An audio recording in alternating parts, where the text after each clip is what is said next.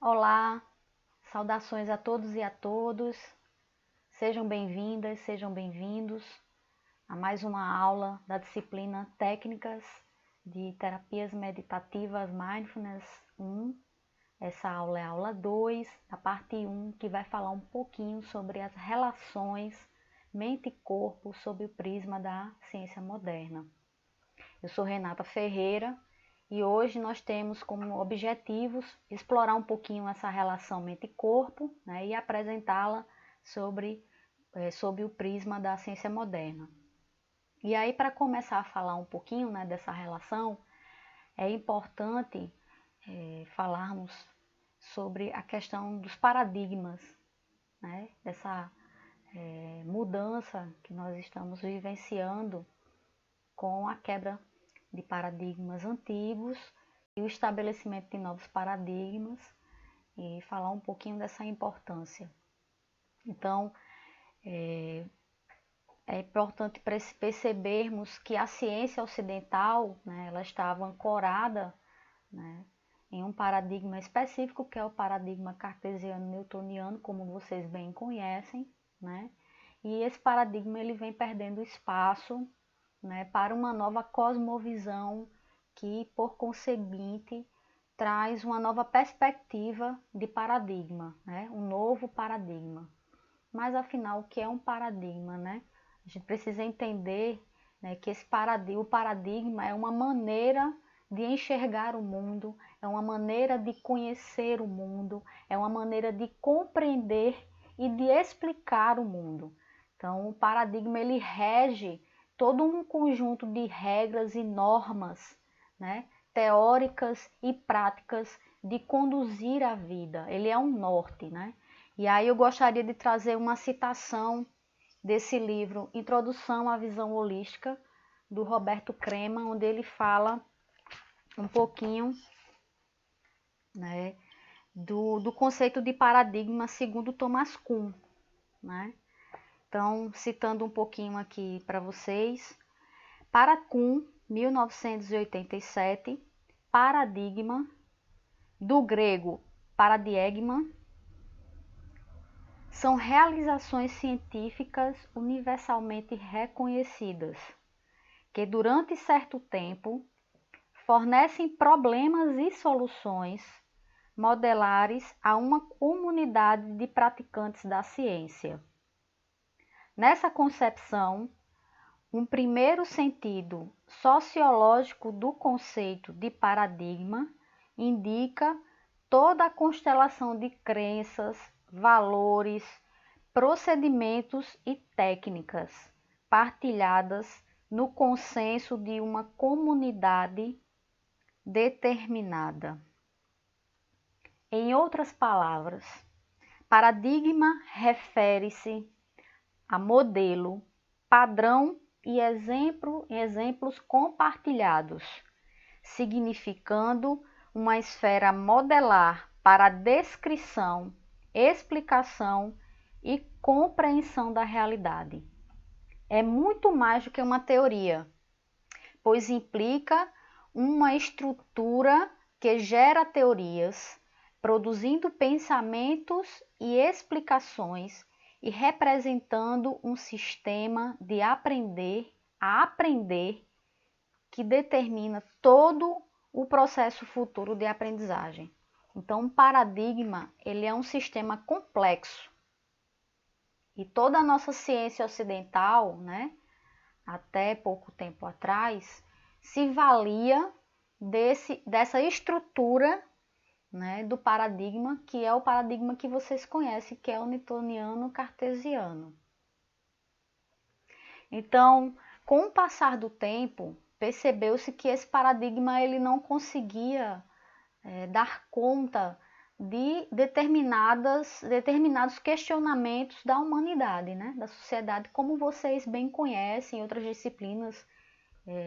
Vocês já viram isso, outros professores, como o professor Paulo Ricardo, também já falou isso com vocês um pouco, né? Por quê, né? Porque a gente fala isso o tempo inteiro, né? Porque esse paradigma, ele norteia, inclusive, a nossa conduta de vida, né? nós ainda estamos imersos nesse paradigma. Nossa maneira de pesquisar, nossa forma de aprender e ensinar ainda se vale muito desses paradigmas. Quando, por exemplo, a gente utiliza recursos da medicina, os artigos médicos para explicar a eficácia de uma determinada prática integrativa, por exemplo, né? Quando eu falo do Reiki, por exemplo, em algumas aulas, para trazer para as pessoas a eficácia do Reiki, às vezes eu me valho muito ainda das pesquisas em área de medicina, né? Então, veja, a maneira de se explicar a realidade, ela ainda se dá, ela é muito presente com base nesse paradigma. Então, é importante a gente reconhecer e a gente perceber que esse paradigma ele está muito mais enraizado, né, arraigado nos nossos valores, na maneira que nós conduzimos, muito mais do que imaginamos, né? Então, veja, esse paradigma ele tem uma tendência, né, de quantificação, de previsibilidade, né, ao controle. Então, é um paradigma que fragmenta, né? Ele é muito marcado pelo racionalismo científico, né? Que tem a prevalência, a ideia de objetividade, fragmentação, né? E a fragmentação da própria ciência, que traz o quê? O caráter das especificidades, né? As especialidades. Então você se forma especialista em uma determinada área do conhecimento, né? Então ela fragmenta as áreas do conhecimento. Mas é importante trazer esses avanços, né? É importante a gente frisar que enquanto paradigma, enquanto evolução da ciência, enquanto maneira de conhecer, esse paradigma ele trouxe muitos avanços para a ciência. Por exemplo, a invenção dos microscópios, né? A maneira de enxergar as doenças, apesar de ser fragmentado, ele conseguiu aprofundar determinadas questões, né? Através das suas especialidades. Mas é claro, isso a gente não pode deixar de levar em consideração que o indivíduo, né, e que as maneiras de pesquisar elas foram fragmentadas. E essa é a grande questão e essa é a grande necessidade, né, de se repensar esse paradigma, porque ele dá conta de partes, ele não dá conta do todo. Então vamos refletir, né, um pouquinho sobre o que a gente falou agora, né? Sobre essa questão da fragmentação, né? O que que a gente pode pensar, né, que essa divisão provoca em nós mesmos e no nosso entorno, né? E aí, trazendo um pouquinho, pensando aqui com vocês, né, eu vou falar um pouquinho sobre os conflitos entre razão e emoção, que são rechaçados por esse paradigma, né? Entre o pensar, o sentir e o fazer, né? Uma vez que esse paradigma tem um racionalismo muito presente, pragmatismo muito presente, né? Então ele rechaça essa questão do sentimento, né, da subjetividade do indivíduo, né, em detrimento de racionalismo, fragmentação, fragmentar práticas certas e determinadas, né, pragmatismo. Então é importante a gente perceber entender o porquê, né, de se pensar uma nova maneira de pensar, de uma nova cosmovisão, né? A maneira limitada de conhecer também, né, é algo que trouxe para a gente uma maneira de pensar diferente, uma possibilidade de um novo paradigma, né, e a fragmentação das relações. Isso perpassa a ciência, né, isso também extrapola a ciência, uma vez que o paradigma ele perpassa, né, a área do conhecer. A nossa maneira de nos darmos com os outros, né, com os pares, ela também ela é caracterizada por essa fragmentação, né? Então, quando se pensou, né, nessa maneira de estruturar essas novas relações com o mundo, né, e esse novo paradigma que vem chegando, né? Então, existe uma crítica por parte de nós mesmos, né, da nossa sociedade ocidental, né, e de questionamento desse paradigma vigente, né? E aí a busca da ruptura com o dualismo, com a fragmentação, com o tecnicismo, né? E a gente vai, como vocês bem sabem, falar do paradigma holístico, né? Ou paradigma integrativo, né? Há outras maneiras de se falar sobre esse paradigma, que vai buscando exatamente estabelecer essa ruptura, né, com esse paradigma. critica, né, faz uma crítica ao modo cognitivo, né, clássico, em que a mente é entendida por um meio computacional e através de representações. Então, já que a gente está trazendo a perspectiva dessa ciência, né, para a mente, uma das grandes críticas que são feitas, né, a respeito da mente, a relação mente e corpo, é exatamente essa maneira de entender a relação corpo e mente separada, né, e de maneira representacional e computacional, né? Então há uma grande crítica, né, nessas correntes filosóficas e científicas, né? O Varela é Francisco Varela é um dos pensadores que critica bastante esse modelo antigo, né? Vamos dizer assim, antigo entre aspas, de se pensar a ciência, de se pensar o homem, né? Então ele fala um pouco disso. E aí eu trago uma citação do Boyer para vocês, né, 2006, página 82, para a gente pensar um pouco isso. A ciência ocidental parou no tempo em que a exterioridade dos tecnicismos mobilizados pelo processo tecnológico vedaram o desenvolvimento das ciências de si. Então ele faz uma crítica a respeito dessa maneira ocidental, dessa ciência ocidental de pensar, né, através do tecnicismo, que vedaram o desenvolvimento das ciências de si. Eu gosto muito desse termo, ciências de si.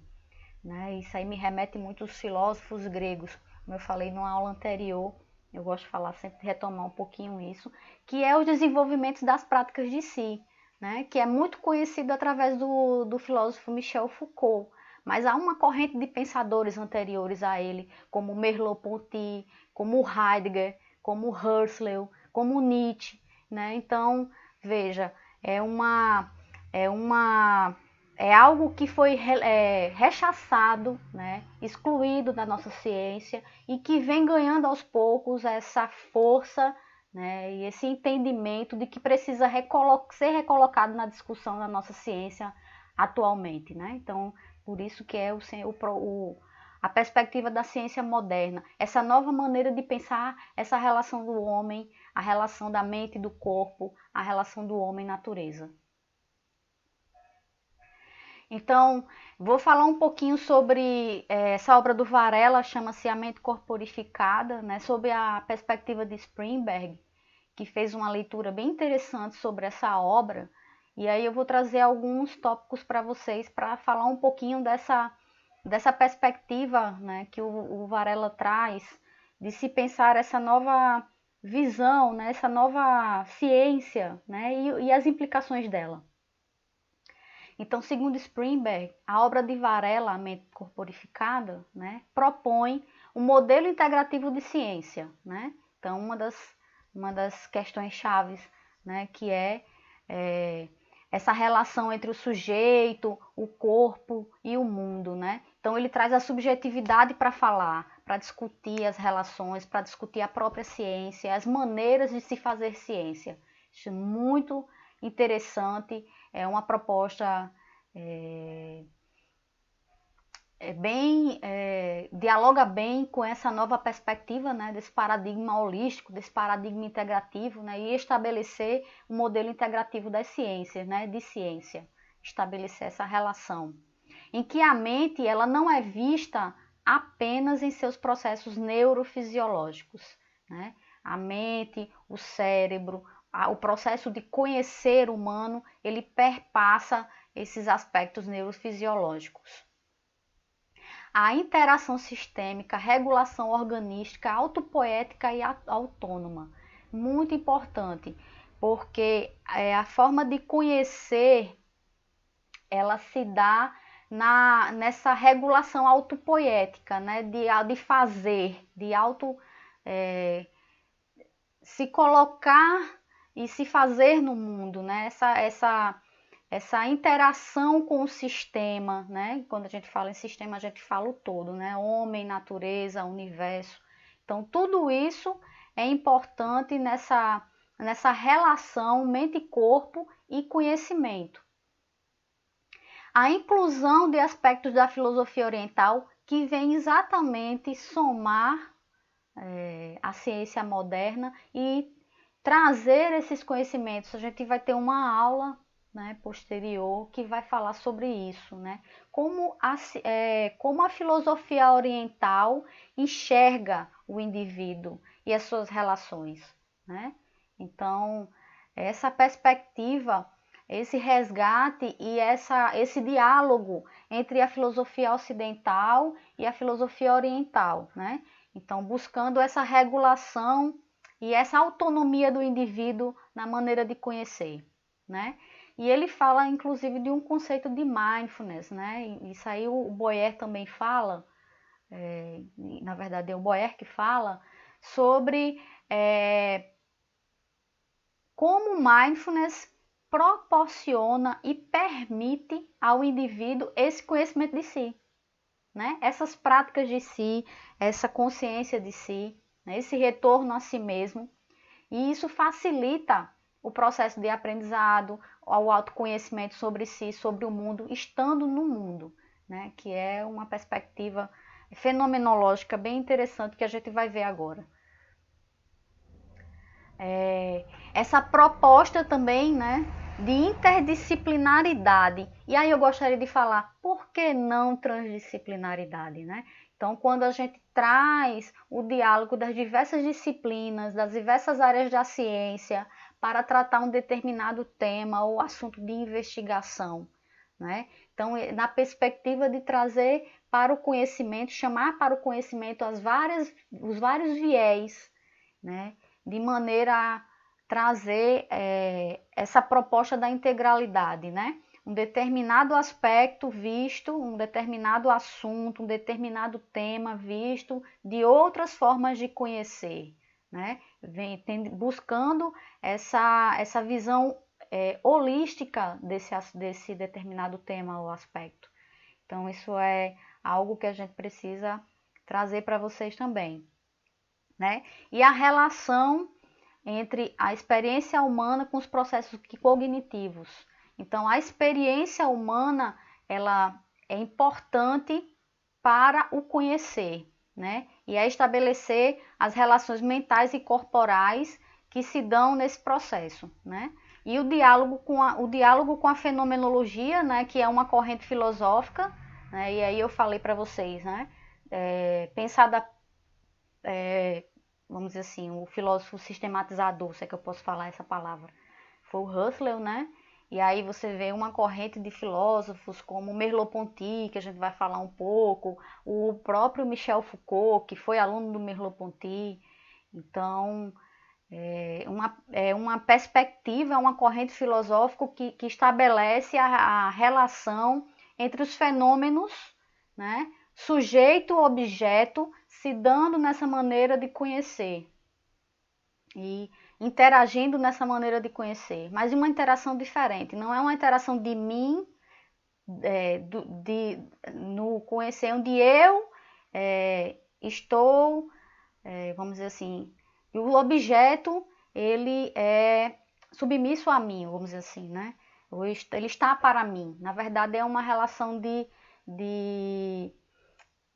como posso dizer, de troca mútua, de se dar de maneira em que eu não me aproprio do objeto.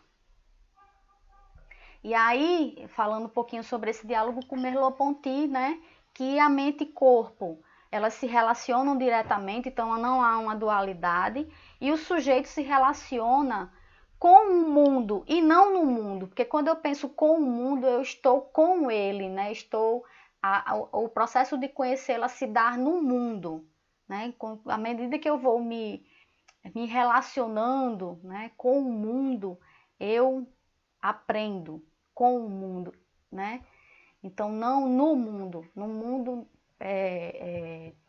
dá a ideia de apropriação, sabe? Eu me aproprio do objeto para conhecê-lo. Não, essa relação ela se dá de um com o outro, né? É uma interação. A cognição humana não não se dá como fundamento a ontologia cartesiana, né, fragmentada, como a gente falou, e o processo cognitivo se dá internamente e externamente. Então, o self, né, que a gente chama de self, o eu se constitui nessa relação interna e externa, né? Isso é um princípio de integralidade, interno e externo. Relação comigo e nas minhas dimensões, na relação com o outro, com o cosmos, com a natureza. Então, a ciência da cognição, né, do Varela, avançou bastante, né, ao estabelecer uma ponte entre o fenômeno do conhecer e essa filosofia fenomenológica, né, existencialista, porque ela traz a subjetividade também para falar, né, desse conhecimento de si, desse conhecimento das coisas, né, e na simbiose entre essas duas áreas do saber, há uma revelação do poder de conhecer pela experiência vivida, algo que a ciência ocidental não conheceu, por não se valer das práticas de atenção-consciência presentes nas culturas orientais milenares. Então, veja, a experiência vivida, a atenção consciente, né, presente nessas tradições, proporciona uma revelação do poder do conhecimento, a importância da subjetividade nesse conhecimento e a importância dessas relações, dessa experiência no processo de conhecer. Isso é Boyer, 2006, página 82. Então, o conhecimento não está lá fora, dado e acabado, com regras e pressupostos. Depende do ser no mundo. Então, o conhecimento ele se dá nessa minha relação com o mundo. E esse conhecimento ele não é um conhecimento pronto e acabado. E esse conhecimento ele não se dá da mesma maneira que se dá para você e para mim, por exemplo. Né? Cada pessoa tem uma maneira específica e subjetiva de se pôr, de se colocar no mundo e de conhecer através dessas experiências vividas. Né? Importante trazer isso. Importante trazer também o aspecto do retorno a si como base para uma epistemologia dos fenômenos do conhecer, a noção de si, né? A subjetividade, como uma maneira de conhecer, né? Uma teoria do conhecimento, né? Acerca de si mesmo. Né? E do mundo. Conhecendo a si, você conhece o mundo. Então, para a gente finalizar um pouquinho para a gente finalizar essa aula de hoje, né? Que traz um pouquinho dessa relação mente-corpo com a ciência moderna, né? Vamos relembrar aqui alguns temas que nós falamos. Né? Primeiro foi a crítica à ciência clássica, né? que já vem perdendo seu espaço, mas que ela se faz importante. Inclusive, esse novo paradigma, ele aborda e abarca, né? Não seria integrativo se não abarcasse o paradigma existente, né? Então, com essa crítica, há uma crítica ao modelo cognitivista, né, clássico de se estudar a mente e a mente, relação mente-corpo, né, separado.